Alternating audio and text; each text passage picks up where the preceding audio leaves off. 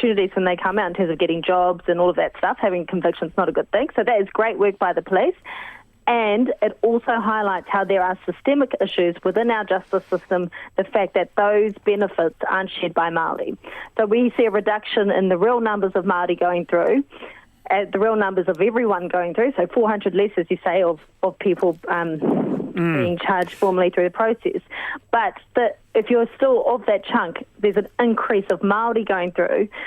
The question for us is, if you're against racism, the structural racism that we're seeing in our justice system, this is very much one way you can directly vote against that when the cannabis referendum comes to play on the 17th of October or the next 2 weeks leading up. It's wonderful to have you on the show again, Julia. Thank you very much for your time.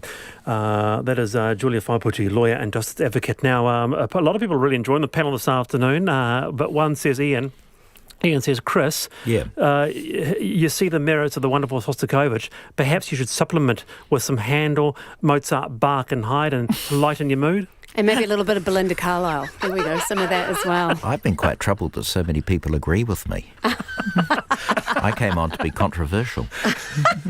Well, I'll email you those ones in person. He shields them from us, you know. Writes Emily Catherine on the BBC.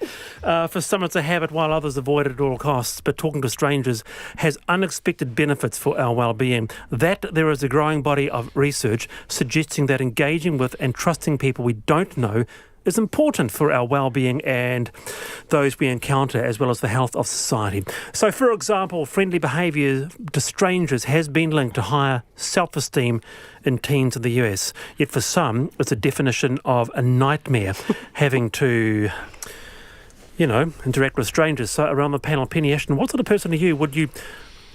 Chris, let's start with you. Yeah. Would you turn back in a queue and say, "Oh, hello, how are you?" Well, I tried to do it during lockdown at the supermarket or walking up Mount Kaukau. People looked at me as though I was some kind of delinquent. And let me give you a little story of what happened to me not so long ago. Scots College in Wellington has decided that it will be girls and boys from year 9 or whatever. And I saw a Queen Margaret's kid in the street, and I just said, "Oh, what's the attitude of Queen Margaret's to Scots having girls and boys?" And she looked at me with utter horror that I'd spoken to her. So it made me realise that speaking to strangers, which used to be a sort of a normal part of one's interaction, you've got to be careful that you're not labelled a pedophile or a troublemaker or whatever. Well, you could talking to schoolgirls might be different. I was just interested in Queen Margaret's views. Chris, you could keep it light. You could keep it lighter than that. Oh, well, I'm a serious sod. We're starting to realise, I mean, I don't talk to people that often, on a plane. I generally don't want to chat on a plane or something. But, after my shows, people come and say hi to me all the time and buy my fridge magnets. You've both been wonderful. Penny Ashton, Chris Finlayson, thank you so much for being on Friday's show. I do appreciate it. Thanks a lot. Ka Bye. kite. Checkpoint next. Tom Wallace-Chapman, thanks to Melita and Mary for putting the show together. See you Monday.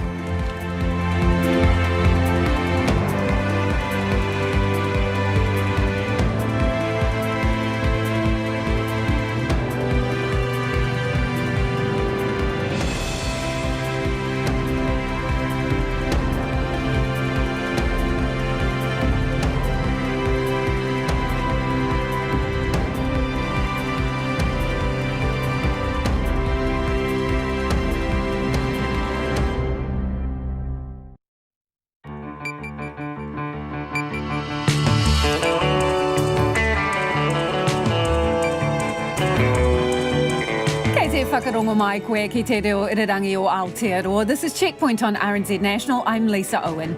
E haere aki nei, where the bloody hell are you, New Zealand? Come pick fruit, share our sheep and fall in love.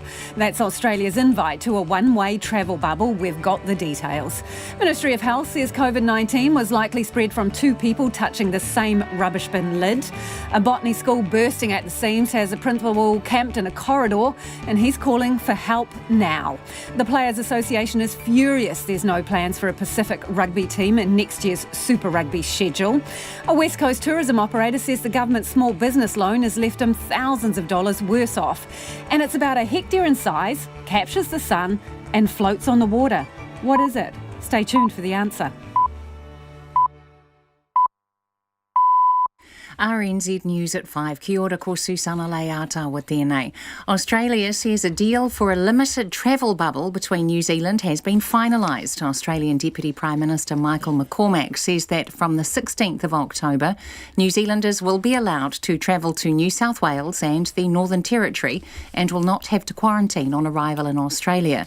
Earlier today, Prime Minister Jacinda Ardern said New Zealand is not ready to have quarantine-free travel with Australia. She said safety remained paramount. A short time ago, a spokesperson for the Prime Minister confirmed that remained the New Zealand government's position. The borders will reopen with New Zealand on October 16th, but the changes will not allow Australians to travel to New Zealand. The war of the economic plans continues, with National now claiming a major flaw in Labour's plan. National says it's discovered a $10 billion spending hole, but Labour insists its numbers stack up. Here's our political editor, Jane Patterson. National says Labour hasn't accounted for two of its most expensive promises, Auckland Light Rail and pumped hydro. It says New Zealanders deserve to know how these projects will be paid for and whether it will result in higher taxes. Labour says $1.8 billion for light rail will come from the National Land Transport Fund and Auckland Council, and the rest raised under a public-private partnership. It says it set aside money for a business case for pumped hydro, and that wouldn't be funded until the case was made. Leader Jacinda Ardern says the claims are desperate, especially given the problems with National's own plan. This is Jane Patterson. The Health Ministry is asking people about to return to New Zealand to reduce their risk of bringing COVID-19 back with them. It's been revealed that a shared rubbish bin in the Christchurch isolation facility was the likely source of the recent community cases, with the virus then spreading to another person on the plane. The Director of Public Health, Caroline McElnay, says the Health Ministry is now asking returnees to avoid parties and social gatherings for 2 weeks before their flights. Think ahead. If you are coming to New Zealand, it will help us if you minimise your exposure to COVID if you're in a country where there is a lot of COVID around. And most of the rest of the world has high rates of COVID. Dr McElnay says the latest community case shows the need for continued vigilance against the virus. A former Canterbury District Health Board member says the government's cash injection of $180 million won't fix the DHB's deep-set problems. The Health Minister announced yesterday that the board would get a $180 million equity injection to address its large budget blowout. Surgeon Phil Bagshaw, who is also founder of Canterbury's charity hospital, says the problems won't change until the governance changes. There's been a lot of bullying going on. It's been a very intimidating atmosphere working at the hospital with people being treated badly. And I think we are worried that given the current regime, that sort of activity will persist. Mr Bagshaw says the one-off payment also doesn't fix the funding model, which will again leave the board short. A top aide to the US President Donald Trump has reportedly tested positive for COVID-19. Hope Hicks has travelled with Mr Trump several times on Air Force One and aboard the helicopter Marine One this week. Our correspondent Jagruti Dave has more. Hope Hicks is not the first White House staffer to have contracted coronavirus, but she is one of the closest advisors to the president to have done so. Earlier this week, she'd gone to rallies in Pennsylvania and Minnesota with Mr Trump and travelled with him to Cleveland for the first presidential debate. Bloomberg, who first broke the story, reported sources saying there was no indication President Trump had the virus. White House spokesman Judd Deere said in a statement, the president takes the health and safety of himself and everyone who works in support of him and the American people very seriously. Jagruti Dave with that report. It's 4 minutes past 5. Pacific Rugby players are disappointed a team from the region won't be a part of next year's Super Rugby competition. New Zealand Rugby has confirmed that the 2021 competition will again just feature the country's 5 franchises. NZR Chair Brent Impey says none of the Pacific team bids were financially sustainable and wouldn't be competitive on the field. However, Aidan Clark of the Pacific Rugby Players Association felt the bids had ticked all the boxes. Nobody wants a hodgepodge team to take the field, and we want them to be competitive from the start. We understand that, but we did think that was possible in 2021, and I know that all organisations who have been working on this have been getting good financial sustainability in behind them to ensure that it's a long-term success. Aidan Clark. Leading triathlete Hayden Wilde is attempting to break one of the longest standing records in New Zealand athletics history. The 23-year-old has announced he will take on the national 1 hour running record set by the late great Bill Bailey in 1963. Wilde will attempt to better Bailey's 20,190 metres at Mount Smart Stadium in Auckland on Saturday, October 10th. I guess I've got the endurance capabilities from my triathlon background with the swim and bike and the run. I know I've got the speed, but the running fitness is completely different to everything. So for me, it's going to be an extremely big challenge. Hayden Wilde. And New Zealand driver Scott Dixon has qualified 12th for tomorrow morning's IndyCar race in Indianapolis. That's the news. Tomorrow morning, Tony Blair's former spin doctor Alistair Campbell on his struggle with the depression that's taken him to the brink. Acclaimed New Yorker journalist Patrick Radden Keefe. His latest work is a podcast about whether the CIA wrote a power ballad to bring down the Soviet Union. And New Zealand author Catherine Chidgey's new novel, once again set in Nazi Germany. Join me, Kim Hill, tomorrow morning from 8 on RNZ National. Now, the short forecast from Met Service to midnight tomorrow. Northland to Waikato, also Coromandel Peninsula and Bay of Plenty. Fine, apart from isolated showers. Waitomo to North Wellington, also Taumaranui, Taihape and Taupo. Fine spells, isolated light showers as well, mainly about the ranges. Cloud increasing tomorrow. Gisborne to Wairarapa, also South Wellington, fine weather. Marlborough and Nelson, mainly fine, but a few showers in the ranges of Nelson tomorrow. Canterbury and Otago, fine today, high cloud tomorrow and a period of rain for Otago tomorrow night. Severe nor'westerly gales possible from tomorrow afternoon. Bulla, Westland and Fiordland, a few showers for Bulla, periods of rain elsewhere, heavy falls tonight. Southland, high cloud, brief rain tonight, rain developing about the Stewart Island tomorrow morning, spreading elsewhere from late tomorrow afternoon, severe nor'westerly gales possible tonight. Chatham Islands, fine and cloudy periods. RNZ National, it's 7 minutes past 5. Thanks, Susanna, and welcome to Checkpoint. I'm Lisa Owen. We begin tonight with the Trans-tasman bubble. It's on. Well, sort of. New Zealanders will be able to fly to Australia from October 16. In the past half an hour, Australia's Deputy Prime Minister, Michael McCormack, has held a press conference announcing New Zealanders will be able to fly to the states of Northern Territory and New South Wales without quarantining. But there is a catch. You will have to quarantine and pay for it on the way home. Mr. McCormack says Darwin and Sydney would be the first places New Zealanders would be able to travel to. The Department of Health has undertaken a public health risk assessment of COVID-19 in New Zealand, which indicated that New Zealand posed a low risk of COVID-19 transmission to Australia. The Australian Government will provide increased Australian Border Force supported airports to support the establishment of green lanes, and we will have the ADF helping as required, as need be, of travel for New Zealanders and collecting information on arrivals to assist with contact tracing if required. The establishment of quarantine-free travel to Australia from New Zealand will free up space, and this is a really important point, for around an additional 325 passengers a week to enter quarantine in Sydney, so that by freeing up those 325 places, that means that more Australians from more destinations overseas can indeed then fill that 325 vacancies. So this Trans-Tasman bubble means that there are going to be more places open for more Australians to come home from abroad. Importantly, safe travel of New Zealanders to Australia will enable space in the quarantine system to be freed up for Australians returning, as I say, from other countries. If Queensland were to agree to this definition, around an additional 250 quarantine places could be freed up, allowing Australians on flights from other world locations to arrive in Brisbane, along with uncapped flights from New Zealand. As I say, these arrangements will take effect from 16 October, a minute after midnight.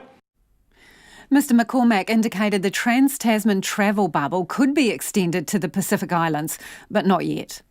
Well, at the moment it is between Australia and New Zealand. So at the moment, if they've been in New Zealand for 14 days, that low risk has been certainly determined by these arrangements. So if they've been in New Zealand for 14 days, they are welcome to come into Sydney into Darwin. So they're the arrangements. If we may well extend this. We want to open up Australia to the world. This is the first part of it. We want to make sure that we get as many Australians home. We want to make sure we get as many visitors. What's likely to be the third country as part of this travel bubble? Well, we'll wait and see how this unfolds. We'll wait and see the success of this, and I'm sure it will be a success before we start defining and determining which will be the next country. And of course those discussions are taking place. I know Foreign Minister Maurice Payne is working with many of our Pacific Island friends at the moment. But for the Pacific Islands that want to go to New Zealand, be there for a fortnight, they can avail themselves of this opportunity. They can come, they can pick fruit, shear our sheep and fall in love. Australia's Deputy Prime Minister Michael McCormack. Meanwhile, back here, the Prime Minister urged New Zealanders to think of the ramifications of taking a holiday. Even if Australia, and we've acknowledged that they may open up borders one way for New Zealanders to go in without quarantine, that doesn't mean that they won't have to go into quarantine on return. In fact, at this stage they will. Jacinda Ardern suggested Kiwis spend their money at home instead to help local businesses stay afloat. In our view, we are not ready to have quarantine-free travel with Australia. They have a very different strategy to us, and so they're making that decision, and that is their prerogative. But for now, we, of course, have to keep our New Zealanders safe. Jacinda Ardern there, and we'll have more on this throughout the program. We'd also love to hear from you. Would you go to Australia for a holiday if you still have to pay for quarantine on your way home and be stuck in quarantine or isolation for 2 weeks? You can text us on 2101, tweet us at Checkpoint RNZ, or email checkpoint@rnz.co.nz. Also, is it time we open the borders to Australians? Because at the moment, the travel bubble is one way.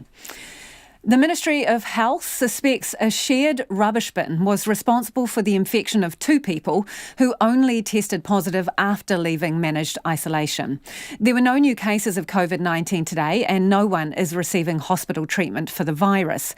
But the Ministry was able to provide its theory on several cases which came to its attention last month. Timothy Brown has more. The Ministry of Health's Director of Public Health, Carolyn McElnay, says how the people were infected is a complicated tale, and she's not wrong. The first case reported was on September the 19th. That person had arrived from Delhi on August the 27th and had completed 14 days in managed isolation in a facility in Christchurch and had returned 2 negative tests. That person then flew from Christchurch to Auckland on a chartered flight with others from managed isolation on September the 11th. That person tested positive 8 days later on September the 19th. Seated behind them was another person who had 2 negative tests but also later tested positive after contact tracing. That person did not have any symptoms but tested positive for COVID-19 on September the 23rd as part of the contact tracing that we did for the charter plane. Extensive contact tracing has not revealed any other cases associated with that charter flight. But it left the mystery of how these 2 people became infected and why their symptoms appeared so long after they left managed isolation. Dr McElnay says the ministry believes genomic testing has revealed the link. The case, who was reported on September the 23rd, was likely exposed to COVID-19 near the end of their stay in managed isolation and was likely incubating the virus at the time of their day 12 test. While we cannot be certain, our hypothesis is that the virus may have been transmitted to that person via the surface of a rubbish bin, which was used by another returnee who was likely infectious at the facility. Dr McElnay says the ministry has updated its guidelines to ensure all shared bins are now no touch and all rubbish securely sealed in plastic bags prior to being disposed of in bins. She says it shows why people need to remain vigilant and keep to expectations like regular hand washing. This is not dissimilar to the case at the Ridges in Auckland, where we believe a maintenance worker may have picked the virus up from pressing a button on a lift shortly after someone with COVID used it. It goes to show how tricky this virus can be and that it can be transmitted via surfaces. Meanwhile, Health Minister Chris Hipkins says aircrew on domestic charter flights will be tested between 3 to 7 days after their flights to ensure they haven't picked up COVID-19. It's one of a number of changes coming into effect at midnight this Sunday. Mr Hipkins says another rule targets crews coming in on international flights from high-risk areas. We are testing and isolating aircrew who are not New Zealand-based aircrew from all countries. The difference with New Zealand-based aircrews is if you look at the amount of time they would spend in isolation if we were isolating them for the full 2 weeks, we wouldn't have any New Zealand-based aircrew flying because it just simply wouldn't be viable. There are currently 43 active cases of COVID-19 in the country. For Checkpoint, Timothy Brown. So what do we know about surface transmission of COVID-19? Well, joining me now from Auckland University is Professor of Medicine Des Gorman. Good evening, Professor. So we now are to understand that a common contact with a rubbish bin is the cause of this particular transmission. What do you make of that hypothesis? Oh, good evening, Lisa. I'd have to look, it's a possibility, but it's a very low likelihood of possibility. I'm not an infectious diseases expert, Lisa, but the countries that I advise in terms of the health systems have asked me this question, just how possible is it to catch this virus from a surface? And it's possible, Lisa, if I contaminate my hands and then I contaminate a surface, then you touch it and you inoculate your nose or your eyes or your mouth. But in fact, when you look at the hard science, I think you'll find that the risk of fomite, that surface transmission of the virus, has been significantly exaggerated. And some of the studies showing that the virus can survive for days have used huge inoculums of virus, not even remotely real world. So you'd say, is it possible for me to give you this virus by a surface? Yes, it is. Is it likely? No, it's extremely unlikely. And my advice for the ministry would be to continue to look for a far more plausible linkage. And so what would be a far more plausible linkage when you're talking about the size of the exposure in terms of contaminated material? Are you talking about a sneeze or a cough rather than touching something? Yes, I'm talking about you sneezing on me or me coughing all over you, or in fact the two of us singing where we're exchanging air droplets, where you're inhaling my air droplets. For me to contaminate a surface and then for you to contaminate your hands and then contaminate your nose or mouth or eyes, it's certainly possible, but in fact, it would appear to be, from the hard science, very unlikely. Given that this transmission of COVID-19 appears to have happened inside an isolation hotel, regardless of how it was passed between the two individuals, what does that tell us about the safeness of being in those situations when we're talking about shared corridors, lifts, rubbish bins, and clearly people coming in to some contact with each other somehow? Yes, I think what it illustrates is the need for dedicated quarantine facilities. I mean, we're trying to make hotels, which are around egress and ingress and common spaces, behave to a task that they were never designed for. And I actually support the arguments people are now putting up that we need dedicated quarantine facilities. Because I think one of the things that's becoming increasingly clear, and I was on a Zoom meeting this morning with people in Melbourne who are studying heparin as a way of preventing the uptake of the virus, is that I think it's clear that even if a vaccine is produced, it's going to be a very imperfect protection against the community. And we're going to need to have sustainable ways of managing a border for a very long period of time. And so the investment in dedicated quarantine facilities, which actually prohibits mixing and mingling, starts to make sense. I mean, if the vaccine was going to be a panacea and it's available in 6 months' time, you'd say, look, let's just tough it out. But I think that's actually blue sky dreaming. In terms of explanations here, today the Ministry of Health has drawn a parallel to the Ridges case, which was where a maintenance man was infected, apparently by touching a lift button. So, and then we had another explanation regarding initially the person who tested positive on this Christchurch charter flight, that potentially there was a longer incubation period for this person and the virus. What do you think is happening with explanations here?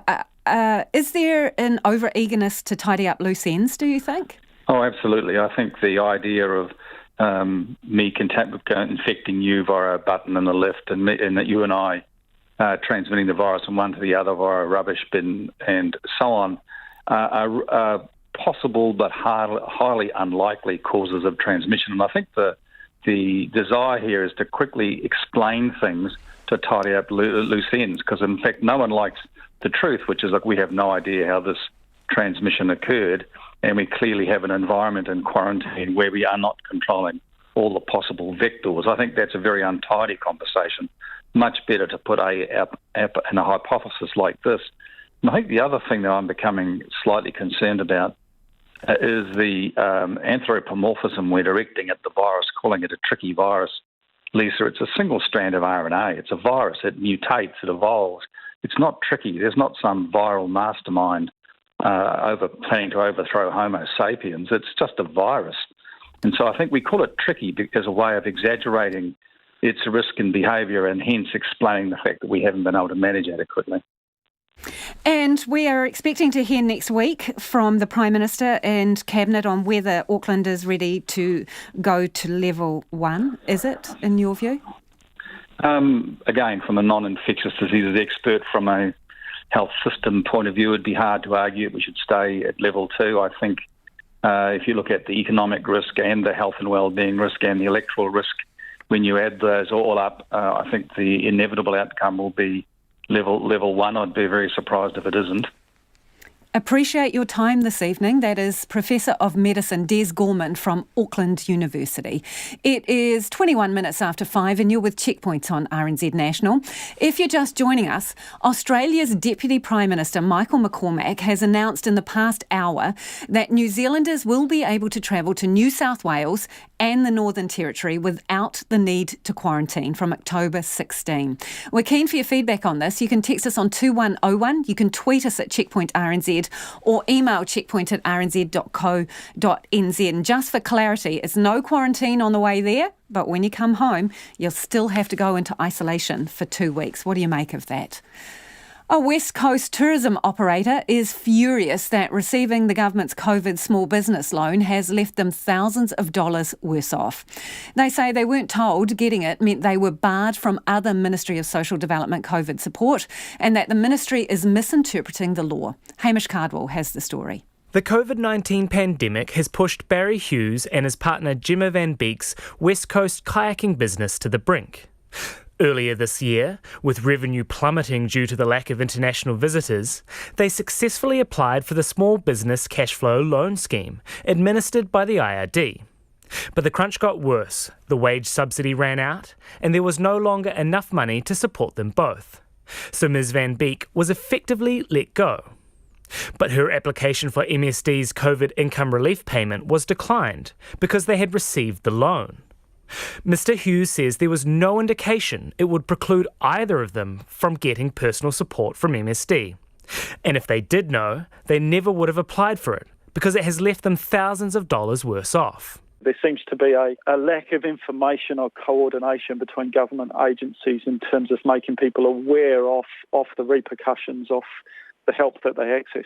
But we do need help. We've never had to ask for help before, but unfortunately the help just isn't there at the moment, I think, in the way that it was intended to be.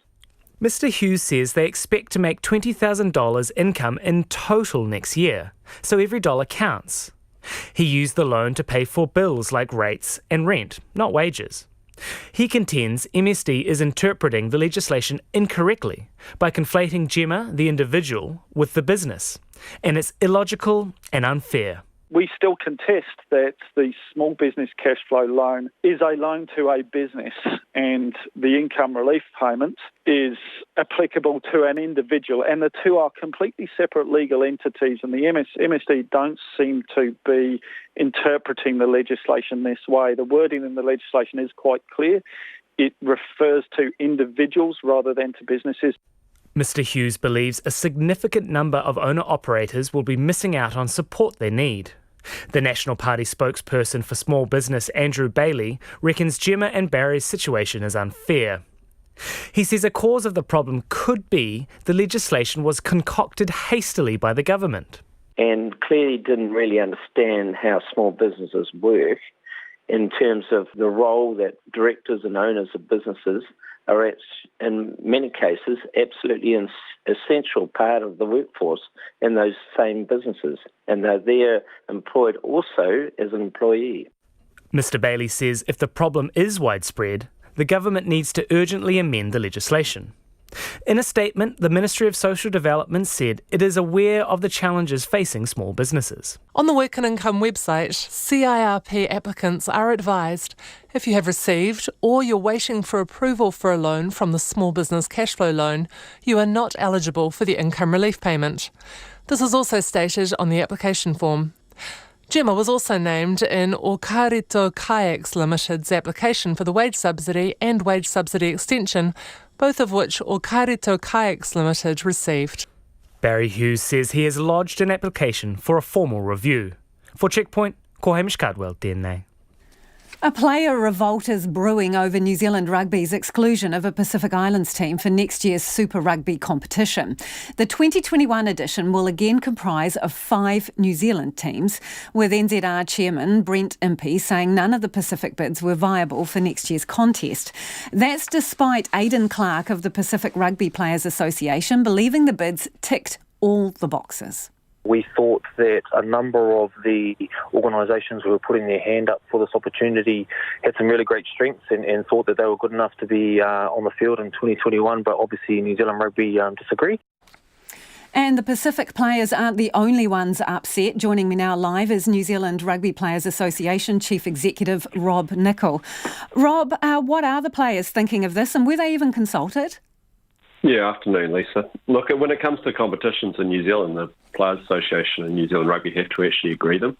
And I guess the frustration we have is that New Zealand have kind of prematurely closed that process off by saying that actually we're going to do this, which is the 5-team Super Rugby Aotearoa. Now, we've got nothing wrong with New Zealand Rugby saying this is our preference after going through their bid process.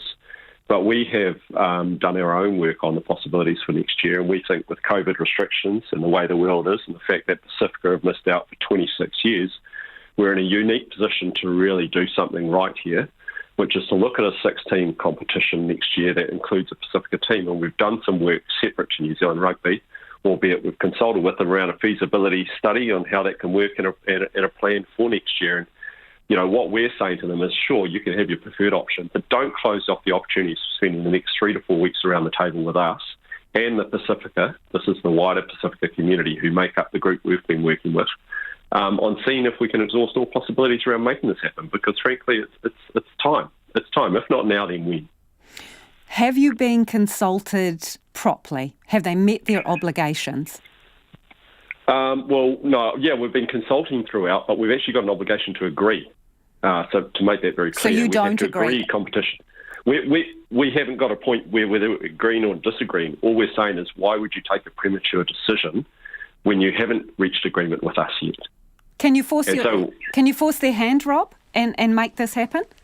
Yeah, I mean, you know, you've got processes like mediation and all that sort of stuff, and we still have to sit around and sign a document. So, you know, we're going to be in a conversation. We were just a bit caught out yesterday in that they were so firm on this is what we're doing. It's like, whoa, you've actually got to talk to us about that.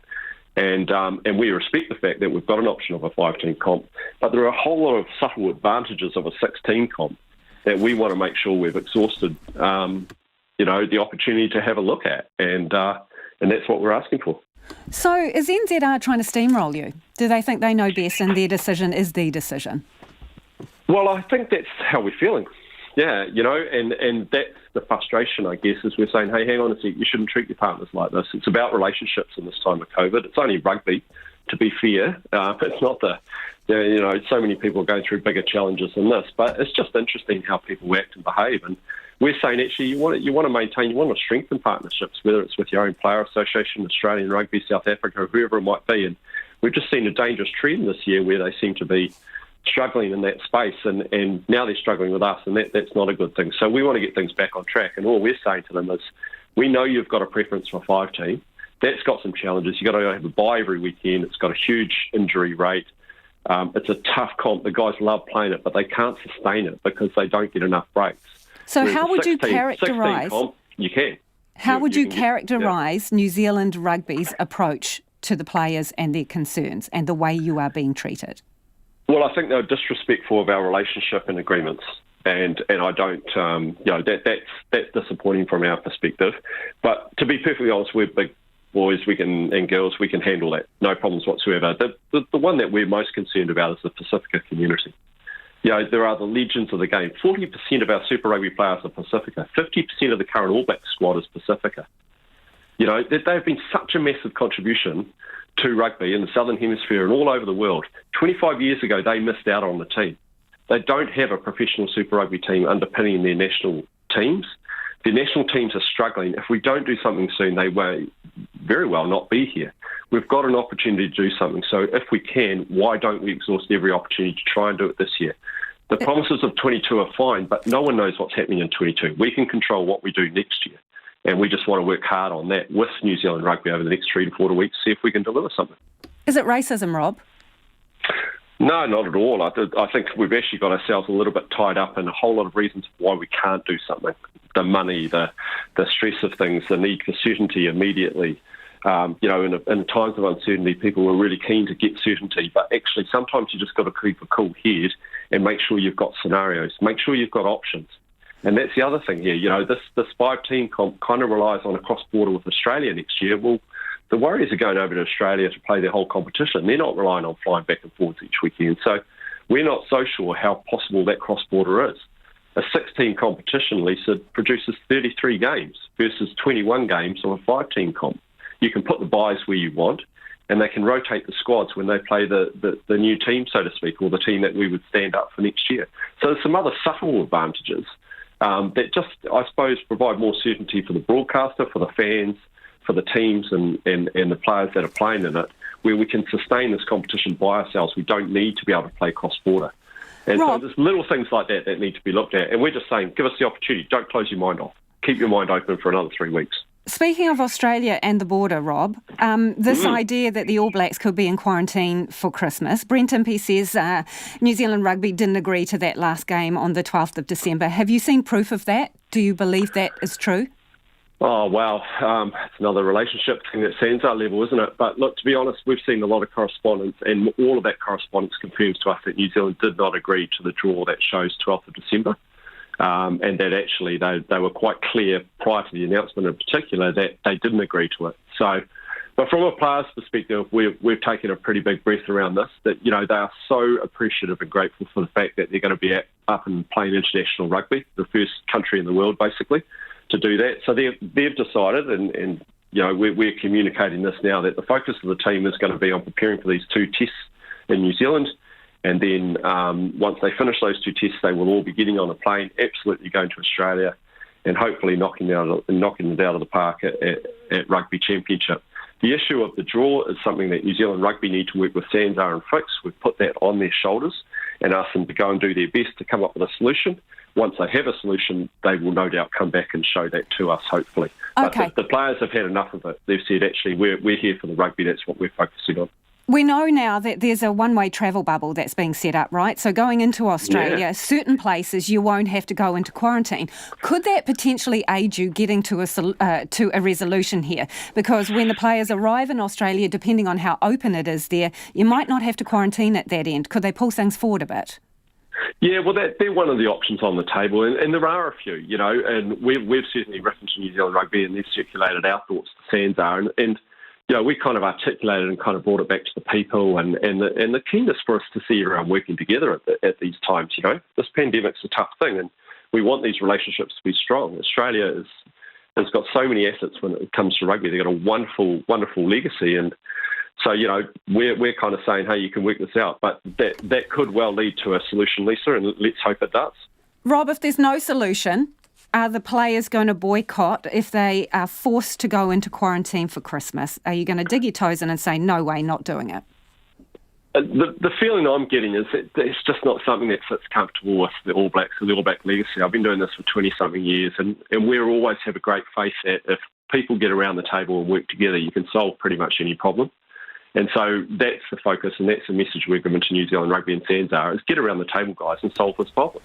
And ultimately, if they can't solve the problem, then maybe we've got to step up and do something we don't necessarily want to do. But at the end of the day, there are some solutions there, and that's the key point. So we'll let the administration do their job and try and solve it. And ultimately, if they come back and say, listen, we've worked really hard and we need you to do this, then we will consider it and say, how best can we deliver? Appreciate your time this evening. That is Rob Nicol, who is New Zealand Rugby Players Association Chief Executive.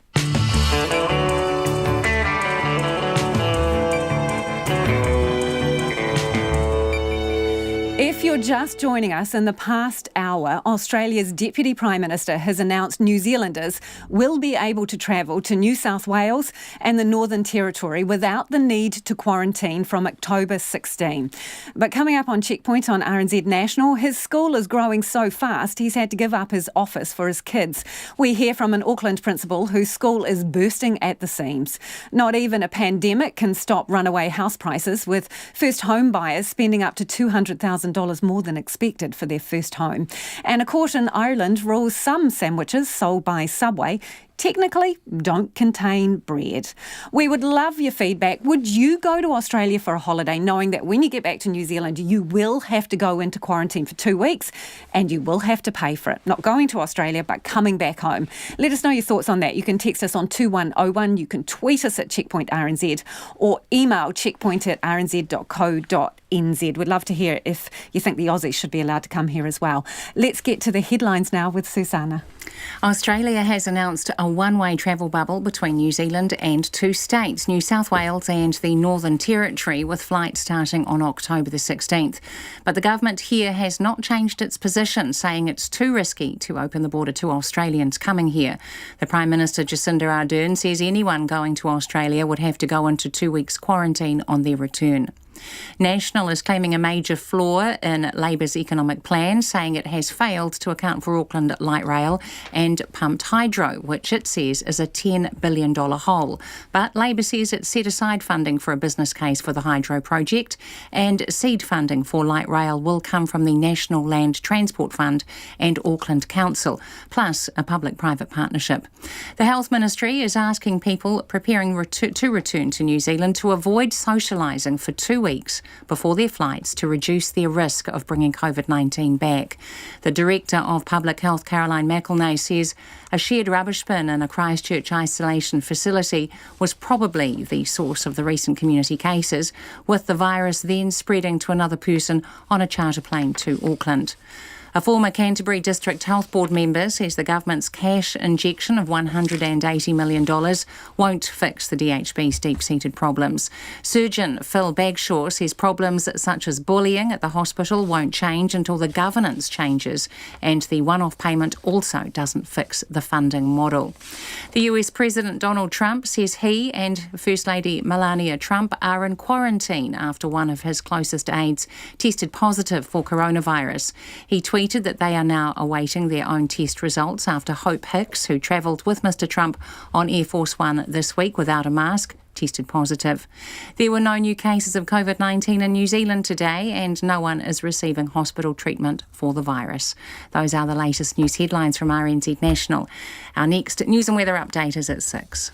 Thanks, Susanna. Kia ora anō. This is Checkpoint and I'm Lisa Owen. And it's time for the business news now with Nicholas Poynton. Nicholas, MetLife, this long drawn-out process to find a buyer, has it finally come to a conclusion? It's finally come to an end today. They voted overwhelmingly to support this deal, to accept a $6 per share offer from a Swedish-backed private equity firm called EQT. But it's sort of how we got to this stage. That's sort of the real story in all of this, because this what shareholders have accepted is at the lower end of an independent valuation that was done earlier this year, which valued the company at between $5.80 and $6.90. But at the beginning of the year, there was an offer on the table from the same firm for $7 a share. But the firm, EQT, they pulled the plug on that when COVID hit. They evoked what is known as material adverse change clause. They felt like COVID-19 had dramatically affected the value of this company. However, at the time, MetLife Care, they really disagreed, and they filed legal proceedings at the High Court, and they were getting ready to argue over this. But the planned litigation to renegotiate a deal, that was scuppered when MetLife Care's biggest shareholder, that is the New Zealand Superannuation Fund, they own about 20% of this company, they actually negotiated terms with EQT to put another deal on the table. And that was that deal that we got here, $6 a share. And it put the board in a really interesting position because, you know, their biggest shareholder, they've agreed to this deal. It was starting to get the support of the big institutional investors, but the company's chair came straight out and rejected the offer. It told shareholders they shouldn't accept this offer because he felt like it wasn't a good valuation of the company. However, it was put to shareholders today and they voted and they accepted it mainly because of the messages that other board members were sending, that this was a take it or leave it offer. And given the material uncertainty that we're seeing in the economy at the moment, shareholders essentially took heed and they voted accordingly. So it's a long end to a really interesting saga. You can sort of go into detail here and there, but look, I think it would be really interesting to actually sit down with NZ Super because they played a really key role in all of this. Okay. Consumer confidence, it continues to kind of hover around levels that are equivalent to the global financial crisis, does it? Yeah, well, I think it's really interesting that, you know, you mentioned that later in the program tonight you've got a story on house prices. So what we're seeing is that people's appetite for housing is going up, but their appetite to actually buy the stuff to put inside the house is actually really, really low. And that's shown here in ANZ's latest consumer confidence survey. It shows the index, it didn't budge from August to September. It's still at 100, a reading of 100 on this index, which is well below its historical average of 120.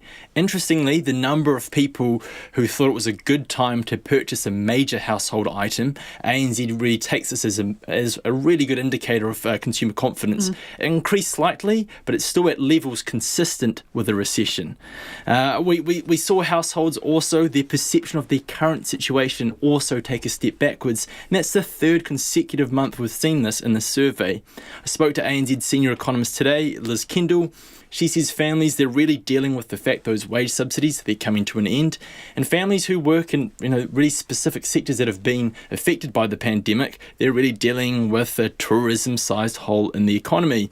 And they feel, and Liz Kendall, she was saying that many households, they're going to actually have to start scaling back their spending because as a country, we're getting poorer. We are poorer as a result of what we've seen in these GDP numbers. And it's, there's no real bright spot to this, but it's going to be a while before things start to get better. What about the numbers on the market today? Well, here's some good news. The NZX Top 50 is up by 10 points to 11,822. Our own dollar is at 66.3 US cents, 92.6 Australian, 51.5 British pence, and gold is down $11 to 1,893 US dollars an ounce. Thanks, Nicholas. Nicholas Poynton with Business. A former Canterbury District Health Board member says the $180 million to wipe the board's deficit won't solve its deeper problems. The Health Minister yesterday announced the equity injection to cover the DHB's massive budget shortfall. However, Canterbury Health stalwart Phil Bagshaw says the problems won't be fixed by one lump sum of money. Rachel Graham reports. Surgeon Phil Bagshaw was on the Canterbury District Health Board before setting up the Canterbury Charity Hospital. He doesn't think the money will fix Canterbury's long-term funding issues. People in Canterbury are acutely aware that the population funding model doesn't really serve us too well here, and that we've been in difficulties meeting our costs on that basis for some considerable time. The former chair of the New Zealand branch of the Royal Australasian College of Surgeons says the board's problems go deeper than just the financial issues. And until the governance changes, the problems will remain. The other worry that we have locally is that there's been a lot of bullying going on. It's been a very intimidating atmosphere working at the hospital with people being treated badly. And I think we are worried that given the current regime, that sort of activity will persist. In a letter to the CDHB confirming the $180 million bailout, Chris Hipkins said he expects the board to ensure there are no increased costs unless unavoidable. He wants the board to tighten its delegations of financial authorities to ensure the CEO is responsible for certain items, including recruitment of new personnel, increases in contracts for community providers, and approval of capital expenditure. The Executive Director of the Association of Salaried Medical Specialists, Sarah Dalton, says while it's a relief that Canterbury's financial difficulties are finally being acknowledged, the funding injection just highlights that all district health boards are underfunded. all of the DHBs could do more with more money, and it's not just that they want to flagrantly throw taxpayer dollars around. If you look at the growth rates of acute demand, it's rising much more quickly than the rate of population growth. We've got a lot of poverty, we've got a lot of unmet need, and we've got specialist workforce shortages. She says other boards also under stress include the Northland DHB, which is still waiting for a long overdue hospital rebuild, or Southern DHB, which is living with a cramped hospital in Invercargill, desperately in need of a rebuild, and trying to build a new hospital in Dunedin. In a statement, the Southern DHB CEO, Chris Fleming, said his board has incurred operating deficits over a long period of time and has received equity injections on a number of occasions, including $80 million in the last financial year. The provision of an equity injection addresses immediate cash flow requirements for a DHB. However, it does not address the underlying operating deficit which gave rise to the cash flow situation. Like Southern, the underlying operating deficit in Canterbury DHB remains an issue that they will need to address. The acting CEO of the Canterbury District Health Board, Peter Bramley, says the DHB welcomes the confirmation of the $180 million equity support. He says the money will go towards such things as payments to suppliers, heating and lighting for buildings, and staffing costs. Mr Bramley says the DHB is still working towards financial sustainability. In Christchurch for Checkpoint, this is Rachel Graham. Not even COVID-19 has put a stop to runaway house prices, with first home buyers spending up to $200,000 more than expected for their first home. And measures introduced by both Labor and National aren't cutting the mustard, according to those wanting to get their foot on the property ladder. As part of RNZ's coverage on the big issues this election, political reporter Charlie Drever investigated what first home buyers want from the next government. I'm John. Just come on in, make yourself at home. Another weekend, another open home. When real estate agent John McCracken arrives, people are already waiting to view a Papatoetoe property that has been advertised as a potential first home. The CV for the two-bedroom home is $600,000, but is expected to go higher at auction. John McCracken says COVID-19 isn't slowing down the market. Certainly with the low interest rates and the LVR being removed, a lot of the first home buyers have been in a position where they might have had a smaller deposit. They're now able to purchase, and with the interest rates where they are, they're certainly making use of those levels. But it's not straightforward. First home buyers still competing against investors, and a lot of the first home buyers are pre-approved, but they not necessarily pre-approved to say bid at an auction. Michaela bought a house on Auckland's North Shore in February after 2 years of searching and 6 building reports. We would find often there was moisture issues that came back in the building reports that weren't obvious from the naked eye, and then when we would get a successful buildings report and we're really happy with it, the prices would obviously just go way over CV and just be out of our reach. Her and her partner's budget began at $750,000, but eventually went up to the $950,000 mark. Siobhan Richards has spent 19 months looking for a home for her partner and son in Auckland. Their original price range was $800,000, but they're looking to spend a cool $1 million. So we have been saving for a long time in our KiwiSaver, so that definitely helps us. But I wasn't expecting it to be that much at all. But at the same time, when you do the math, in comparison to rent, with the lower interest rate at the moment, it actually works out more in our favour to purchase. Kiwi Build was Labour's 2017 flagship policy to make first homes more affordable. But Housing Minister Megan Woods knew it hadn't met expectations when she announced Kiwi Build 2.0 last year. It isn't delivering the numbers we need at the pace we wanted, and too many of the homes it has built have been in the wrong place at the wrong price points for the area. But there are Kiwi Build success stories. Brad North has bought a one-bedroom apartment at Sunset West in Wellington with his partner, set to be completed early next year. Good feeling to know that we're now on the ladder, because I know that there's a lot of people that it's tough, and we looked for 18 months and we finally managed to get into something, so I count ourselves pretty lucky. In the heated Wellington market, the option made sense. Body corps were horrendous because of the insurances and the earthquake damage and repairs. But with the Kiwi build, I guess it was the fact that they are under that $550 for a new build. So that was pretty vital with our income, with the deposit that we had on board. So it was, I guess that the price range initially and then just the location that they were as well. But for some, Kiwi build properties do not fit the bill. Like for James Wheeler, his partner and child in Auckland. We found out south that the Kiwi build price was same as buying a standalone house with a bigger section. So if we were to move out south, it would have not been a Kiwi build. And Wheelpie was, because it was close to the motorways or whatever, but even then, just the way it was designed wasn't very great, we didn't think. There's also the First Home Grant, originally introduced under a different name by National, where first home buyers can get up to $10,000 each on a new build and $5,000 for a pre-existing home. But the house price cap to qualify in Auckland is $650,000 for a new build and $600,000 for a pre-existing home. In Wellington, it's $550,000 for a new property and $500,000 for a pre-existing one.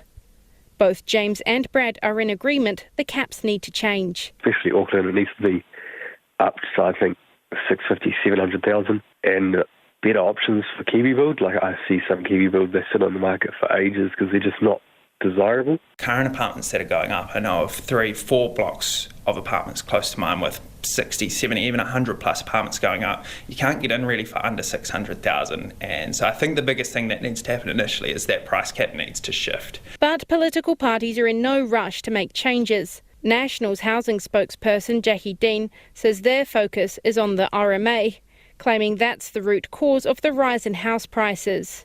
Meanwhile, Labour's Megan Woods has asked officials to look at the first home scheme. Greens co-leader Marama Davidson says the party tentatively supports an increase to price caps, but without addressing supply, it's just a band-aid that doesn't solve the problem. ACT completely opposes the first home grant in the first place. For Checkpoint, Ko Charlie Drever, DNA. It is 9 minutes to 6. I'm Lisa Owen and you're with Checkpoint on RNZ National. Keen for your feedback on anything you've heard on the program this evening. A lot of you are getting in touch about the one-way travel bubble that Australia has announced this evening. You can text us on 2101, tweet us at Checkpoint RNZ or email checkpoint@rnz.co.nz. An Auckland school, which is bursting at the seams, has had to transform its boardroom, staff room, principal's office and now corridors into classrooms to make space for its skyrocketing role. Ormiston Primary School in the city's southeast is only 5 years old and is right in the heart of one of the fastest growth areas in Auckland. In fact, it's growing so fast that by the end of the year they expect to have 1,000 students in a school made for just over 700. Pleas to the Ministry for Education for more classrooms have been largely unsuccessful, and staff say things are getting desperate. Our cameraman Simon Rogers and reporter Nita Blake-Person filed this report. Kia ora, welcome to Ormiston Primary School. We're in the main reception, and if you take a few steps that way, we're into our makeshift staff room, and then it's only a few more steps to the back of reception and my new office.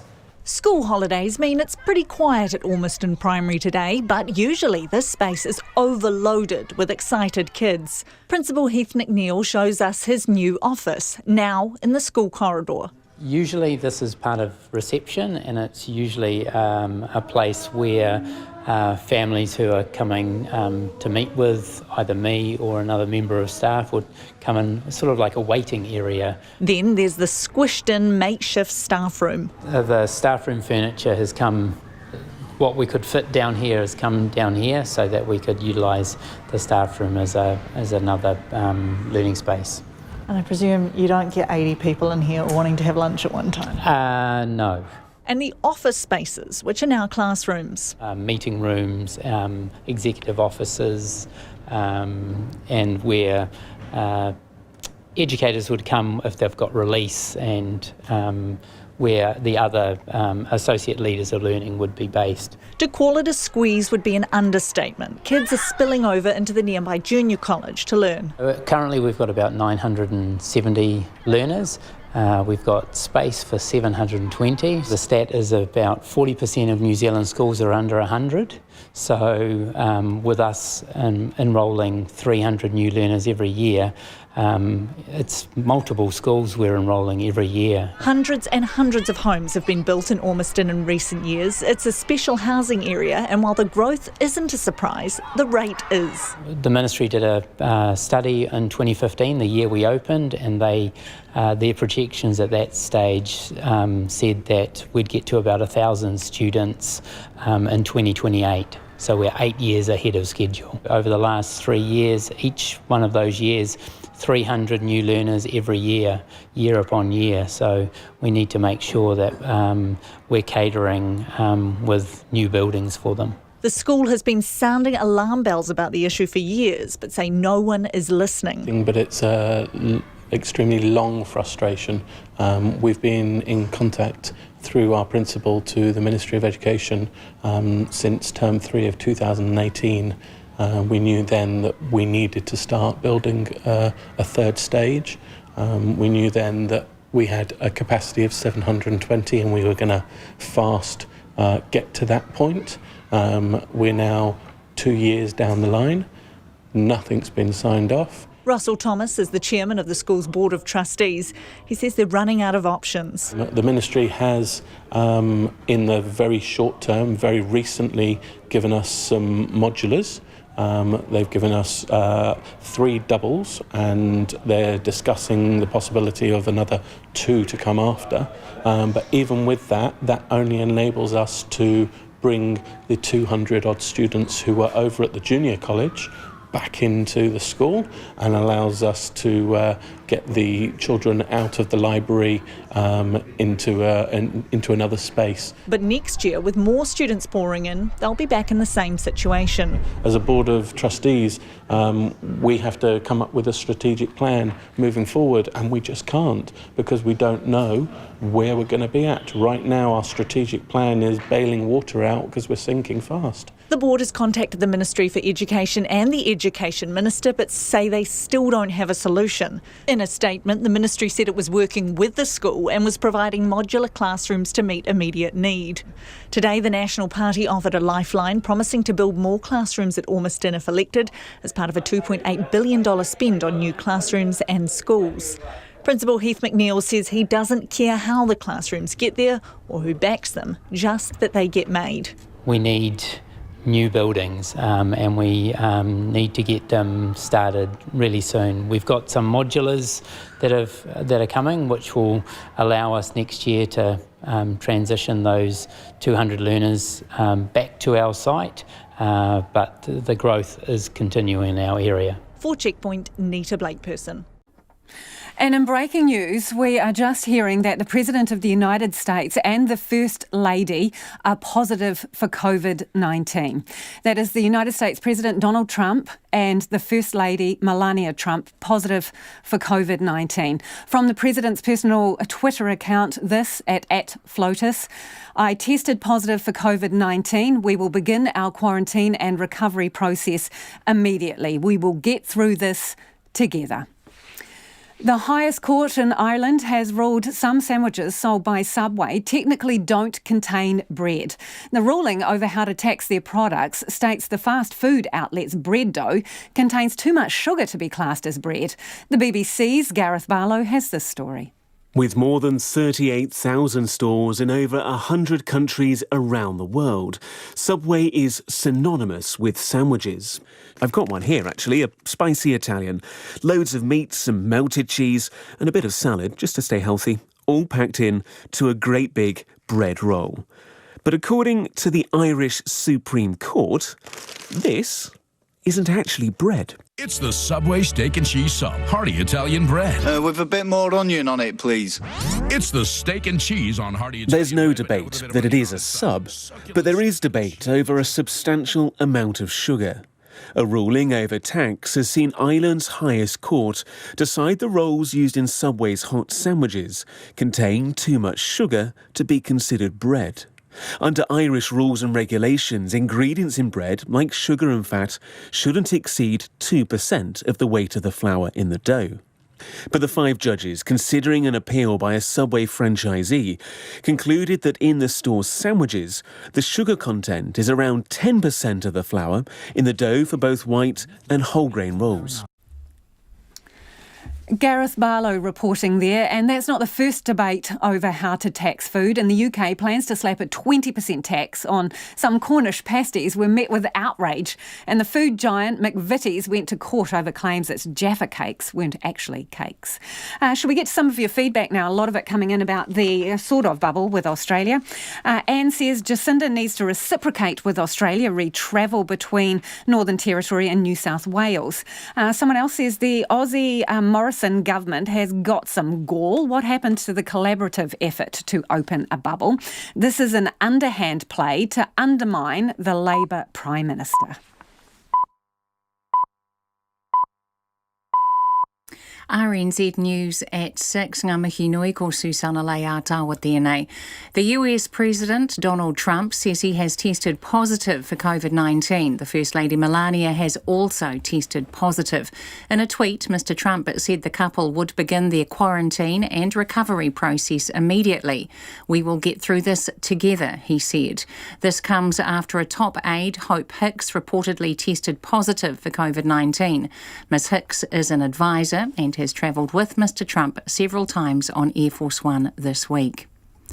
Australia says it will open its borders to New Zealand tourists in 2 weeks' time, but the travel bubble will be one way only. New Zealanders will still have to go into quarantine when returning from Australia, Dean Bedford reports.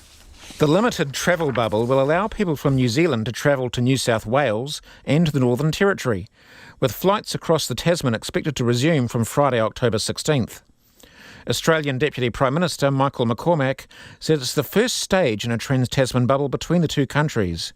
He wants it to eventually extend to some other Pacific countries. But Jacinda Ardern says New Zealand isn't ready to open its borders, and New Zealanders returning from Australia will still have to go into quarantine. Ms Ardern has asked New Zealanders to think about the implications on the domestic tourism sector of taking a holiday in Australia. This is Dean Bedford.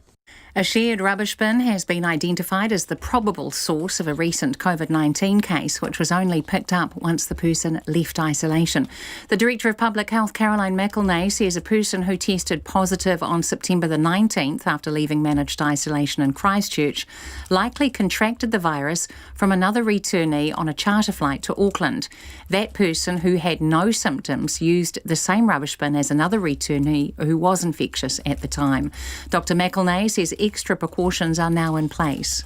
So what we've done as the next step is we've said we shouldn't have bins with lids because it provides an extra opportunity for potential contamination. Caroline McElnay says the case shows constant vigilance is required with COVID-19. Labour's dismissing claims of a $10 billion hole in its economic plan as ridiculous. National says Labour's failed to account for 2 of its most expensive promises, Auckland Light Rail and pumped hydro. Labour leader Jacinda Ardern says Labour's numbers stack up. That is absolutely ridiculous and desperate. I don't think anyone actually thinks that is a logical argument, that a project that hasn't completed a business case even should be included in a plan. If that is his logic, then he actually just dug his hole even bigger. Labour says seed funding for light rail will come from the National Land Transport Fund and Auckland Council, and the rest raised under a public-private partnership. A doctor says the Medical Association did not consult its members before saying it opposes the legalisation of cannabis in this month's referendum. In an email response to Dr Luke Wilson querying the move, the association directed him to a 2012 statement he says is very similar to one from its sister organisation in Australia, which has since been updated. Dr Wilson worries that the union's members are being misrepresented. It doesn't seem that there's been any consultation between them and us. Basically, the current position statement seems to be from 2012. At least this year, there certainly hasn't been any communication from them asking members on their position on this. Dr Luke Wilson, the Medical Association remains against cannabis legalisation, though it acknowledges members may have different views. The National Party is promising to spend $100 million on boosting the tourism sector. Leader Judith Collins says if elected, her party will work with the tourism sector and local government to rebuild the industry. National's also keen to allow travel bubbles with COVID-free countries in the Pacific when it's safe to do so. Campaigning today in Rotorua, Ms Collins said tourism operators there had been hard hit by the COVID lockdowns. Really hard times for them. The second lockdown that occurred, having even occurred in Auckland, was devastating for them, and people just sort of scraping through somehow. So they're certainly not looking forward to any other lockdowns and more incursions through the border of COVID-19. Judith Collins accused the Tourism Minister, Calvin Davis, of a lack of leadership and being invisible during the current crisis. Air New Zealand is flying around 300 Samoan nationals and residents back to Apia from Sydney. It is the national carrier's first repatriation flight to Samoa from a destination outside New Zealand. Many of the passengers have been stranded in Australia since borders closed in March. Under the Samoan government's regulations, all passengers have to return a negative COVID-19 test before leaving Sydney. It's 6:05. The country's rugby players are calling for a Pacific team to be added to the Super Rugby next year. New Zealand Rugby has announced Super Rugby Aotearoa will continue in 2021 after deeming none of the Pacific bids would be competitive on the field. Players Association CEO Rob Nicol has told Checkpoint they haven't agreed to NZR's plans and they want a professional team in the Pacific. They don't have a professional Super Rugby team underpinning their national teams. The national teams are struggling. If we don't do something soon, they may very well not be here. We've got an opportunity to do something. So if we can, why don't we exhaust every opportunity to try and do it this year? Rob Nicol. The New Zealand driver Scott Dixon could clinch his 6th IndyCar Championship this weekend. Dixon holds a commanding 72-point series lead heading into the double header in Indianapolis, with the final race in Florida at the end of the month. His ultimate goal is to leave this weekend without having to worry about the championship. We don't really change our approach each weekend. We'll focus on doing what we always try to do, and that's win the race. I think if we can win race 1 or race 2, that makes things a lot easier. Scott Dixon has qualified 12th for tomorrow morning's opening race of the double header. And Wayne Bennett is returning to coach Queensland in this year's State of Origin Rugby League series. The veteran South Sydney coach will take over from Kevin Walters, who's been forced to step away from the job to take charge of the Brisbane Broncos. That's the news.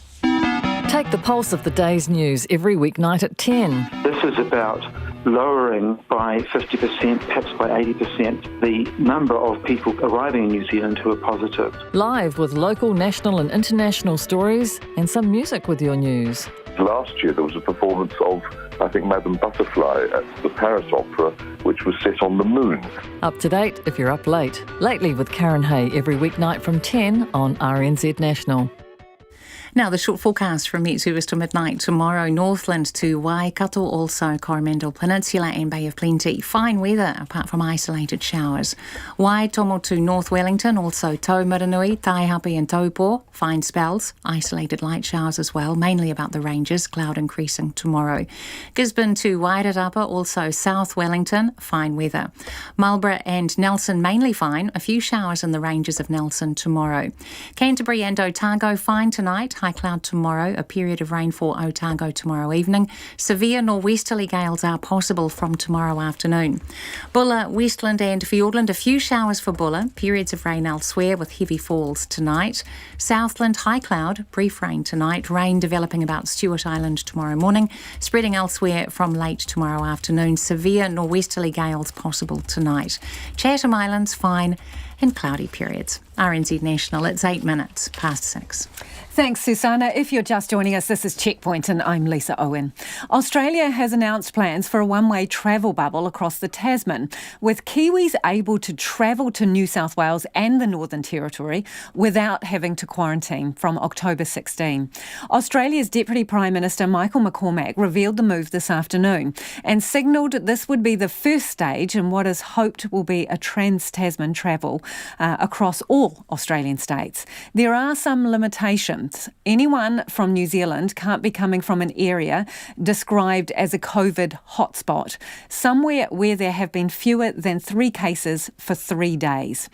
But the changes will not allow Australians to travel to New Zealand. Jacinda Ardern says New Zealand isn't ready for that at our end, and anyone heading across the ditch will have to complete their 2 days in managed isolation on their return. Now, joining me now to discuss today's developments is the Chief Executive of the tourism industry, Aotearoa, Chris Roberts. Kia ora, Chris. Is this good news? Look, it's a crack in the door, but it's a bit of a Clayton's announcement, really.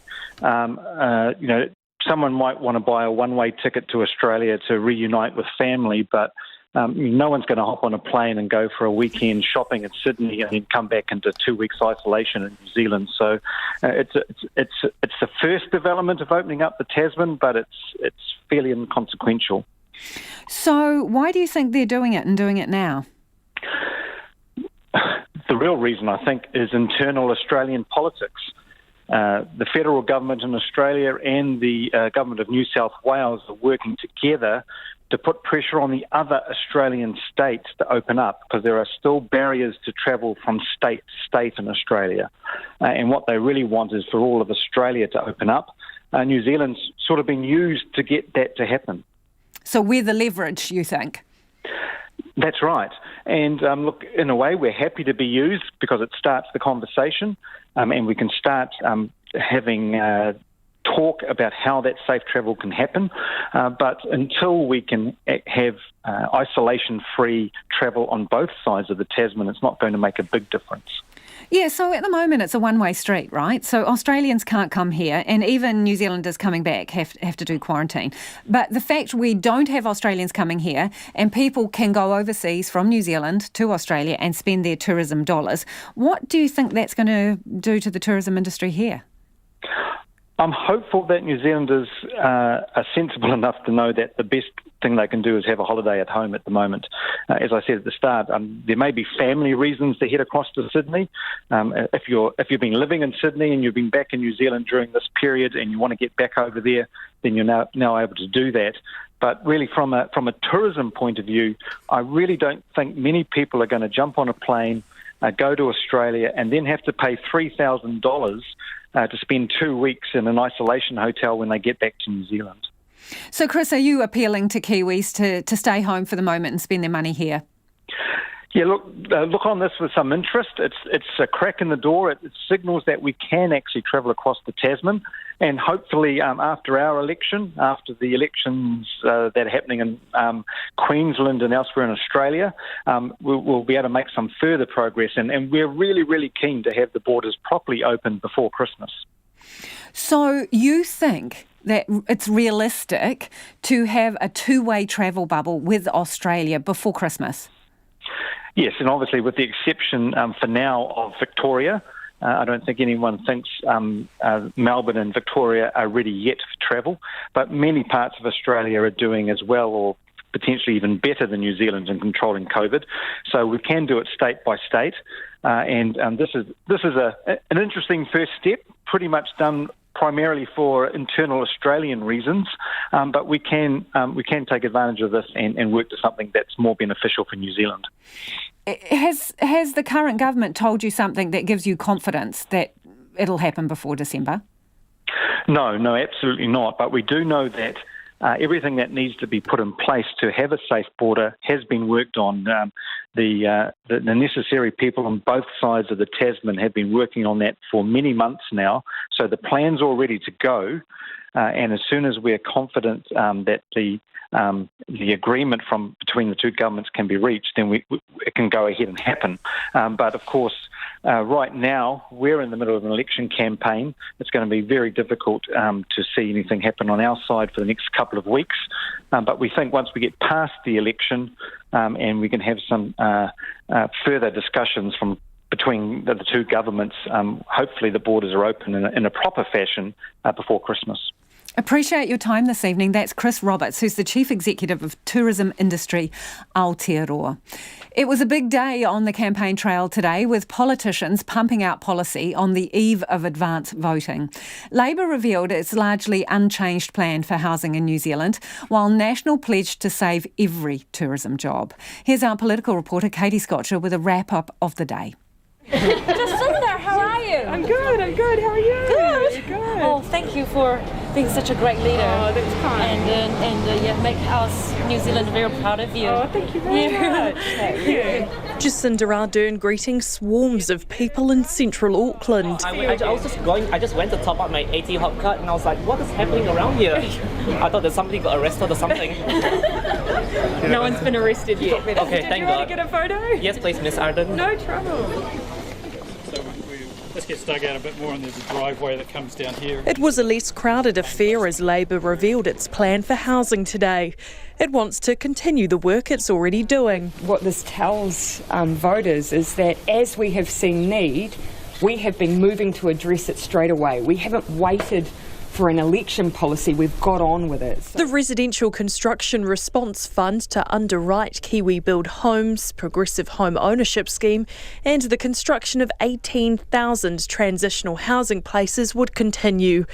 But Labour would introduce regulations on property managers and energy performance ratings for residential buildings. Although there seems to be some confusion about whether Labour would be addressing a housing crisis if re-elected. When we came into government, it was clear that we were in a housing crisis. You said we were in a housing crisis. Are we no longer in one? No, I wouldn't actually say that. Regardless of whether it's National or Labour elected in just over 2 weeks' time, the Resource Management Act is gone.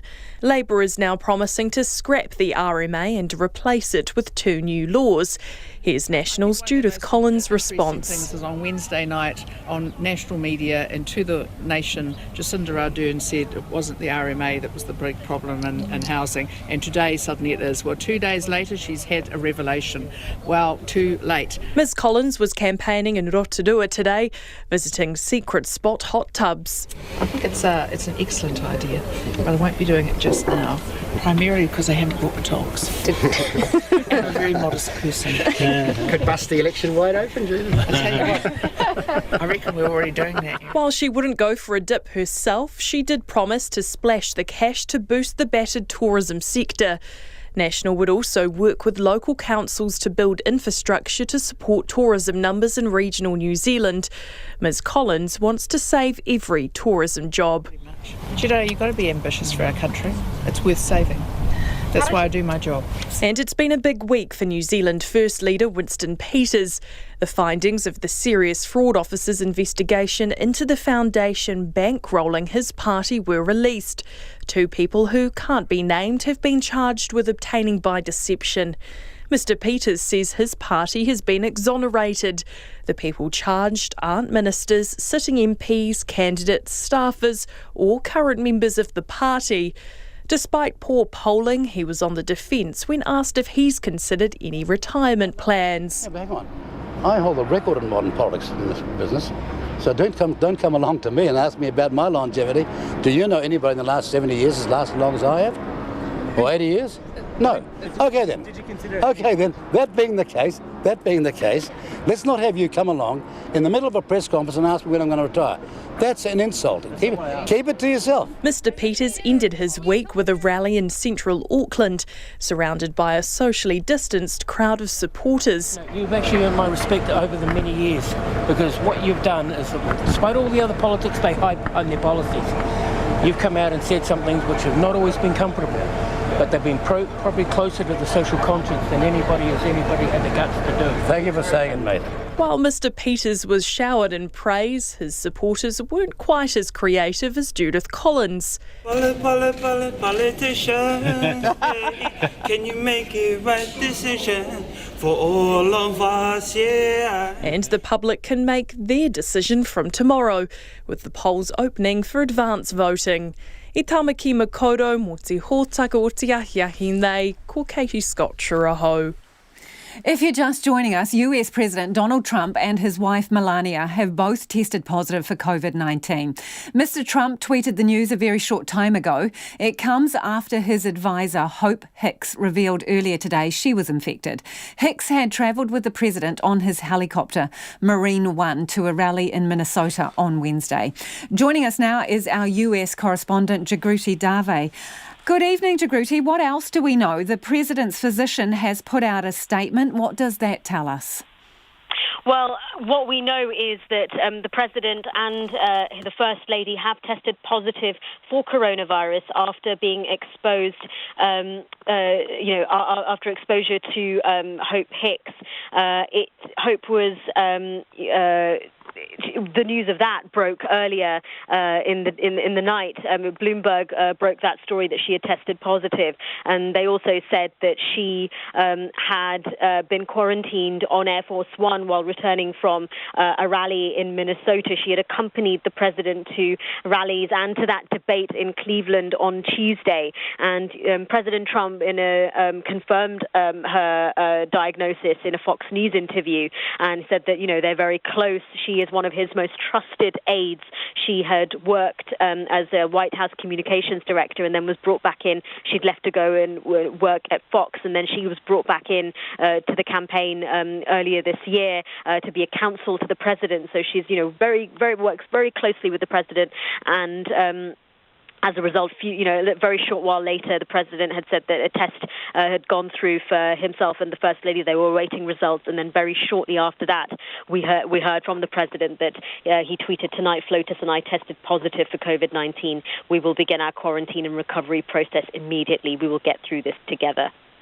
So do we know how they are at the moment, whether they're showing any particular signs, if they're unwell, and, is he still in charge? Well, it's the fact that we're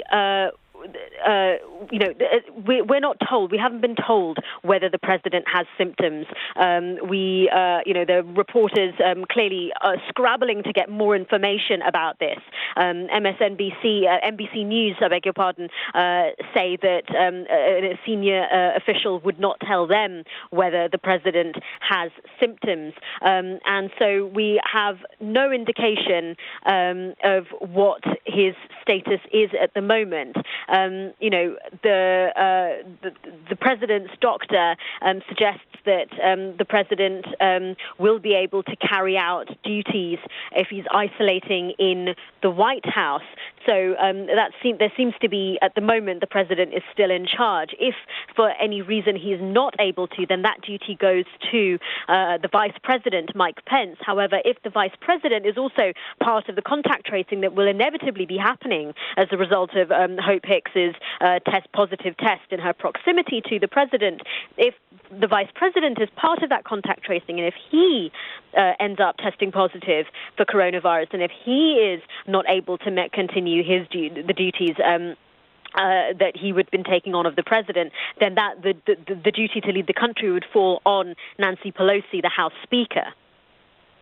Thank you for your time this evening. That is Jagruti Dave, our US correspondent there. As you just heard, the President of the United States and the First Lady have both tested positive for COVID-19. A short while ago, the President's physician has released a memorandum, and I'll just read some of that to you.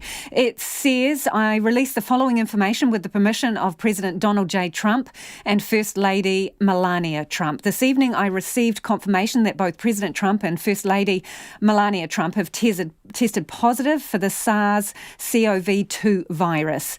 Both the President and the First Lady are well at this time, and they plan to remain at home within the White House during their convalescence."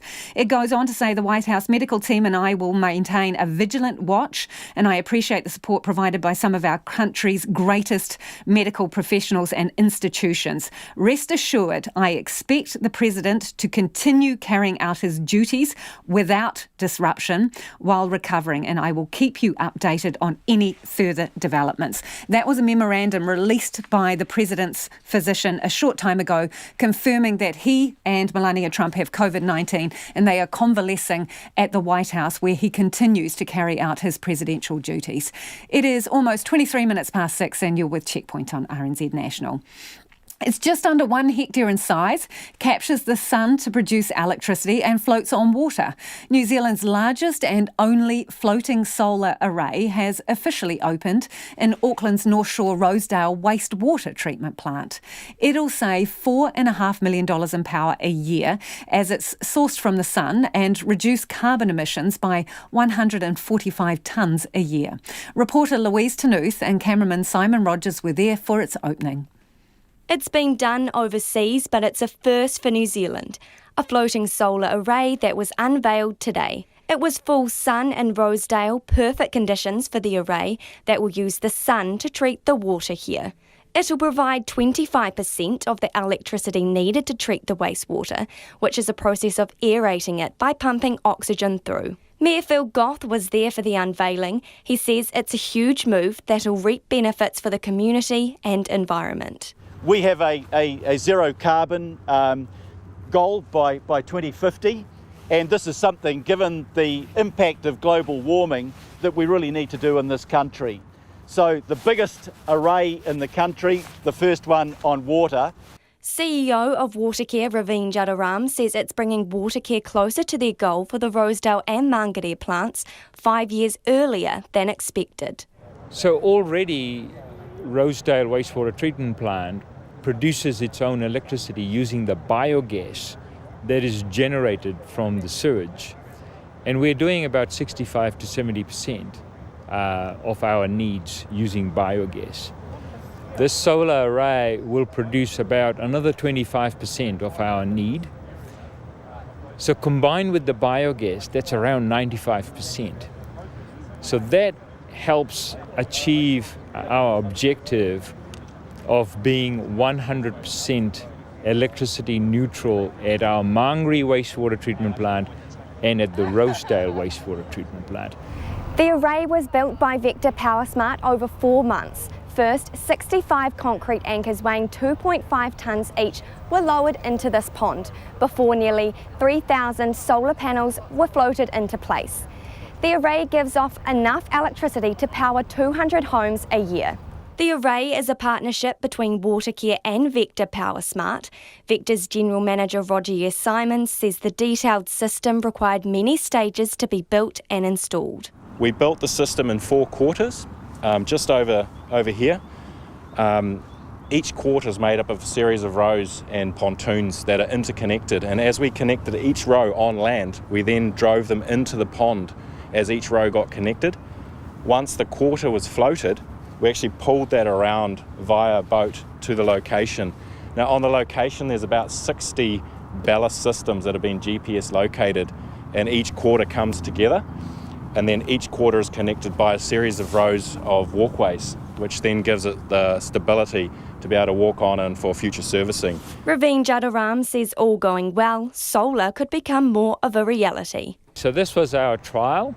As part of our approach to innovation, we like to try things, and if it works, we want to do more. And this was in partnership with Vector PowerSmart, and it's worked out very well. So we want to do more because we have lots of access to water in our business, and we do use electricity. So we would want to put more solar arrays, more floating solar arrays, and beyond our own needs, so we can put some back into the grid. I would like to think that we would probably commit to another one within the next 6 months. And as Auckland still battles a drought with water supply just over 23% lower than its usual levels, Mayor Phil Goth says the solar array is a catalyst for wastewater reaching a drinkable level. This water behind is capable of being treated to drinking standards, and if it keeps refusing to rain, this could well be a source, realistically, of the ultimate in the circular economy, where we don't waste the wastewater, we treat it back to purity and we reuse it. And that's not science fiction, that's something that many cities are doing around the world and will do here. Raveen Jadaram echoes this, but says the process is lengthy and complicated, so it's a way off. For us here, there are a number of steps. One is we need the legislation and the regulations to allow that to happen. More importantly, we need to bring the community with us And elsewhere in the world, it's been shown that it takes about a decade to have the conversation with the customers and the people so that they understand and have confidence that this treated water is okay. So I would say, in terms of legislation and getting that buy-in from the community, we're looking at least 10 years. I tāmaki makaurau mō te hōtaka o te ahiahi nei, ko Louise Tenuth aho. A lot of you have been getting in touch about the bubble, the travel bubble with Australia. It's limited to the Northern Territory and New South Wales. No quarantine on the way to Australia, but you do have to quarantine isolation for 2 weeks in a hotel and pay for it when returning to New Zealand. This person says, I wouldn't go to Australia and risk getting ill. They are way too casual with public health. I think it's fair if New Zealanders choose to go that they quarantine on return and pay for it, Jenny says. No to travel to Australia, this listener says. If I have to quarantine, a big no to opening New Zealand's border to Australia. Terry says, if the Australian government want me to holiday and spend money in Australia, the Australian government can pay for my quarantine costs in New Zealand when I return. Al from Kapiti says, travel to Australia and back again? Thank you, but no thank you for multiple reasons. Richard, on the other hand, says, why should I be forced to holiday in New Zealand when I don't want to? And GD has got in touch to say, Australian travel bubble, let's wait until the whole of Australia is safe. Australia's plan is dangerous and irresponsible for the well-being of Aotearoa New Zealand. Continental Europe and the UK suffering a new outbreak. Nobody wants to go to the US and Asia, not in a hurry. Why pick on us, says Fred. And I have to say, most of you are of the same opinion of Fred. You're not that keen on the travel bubble. You certainly don't want Australia coming here. Regardless, have a great weekend. Back on Monday. RNZ News headlines at 6:30. US President Donald Trump has tweeted that he and First Lady Melania Trump are in quarantine after testing positive for coronavirus. Australia has announced a one-way travel bubble from New Zealand to New South Wales and the Northern Territory.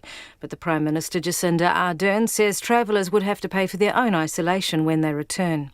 A shared rubbish bin has been identified as the probable source of a recent COVID-19 case, which was only picked up after the person left isolation. And the National Party leader Judith Collins is accusing Labour of copying her policies with its promise to repeal the Resource Management Act. Those are the headlines. Our next news and weather is at 7. Tonight on Nights, Phoenix Foundation co-founder Luke Buddha selects the mixtape. Country Life visits a leech farm after 9, where it takes as much time and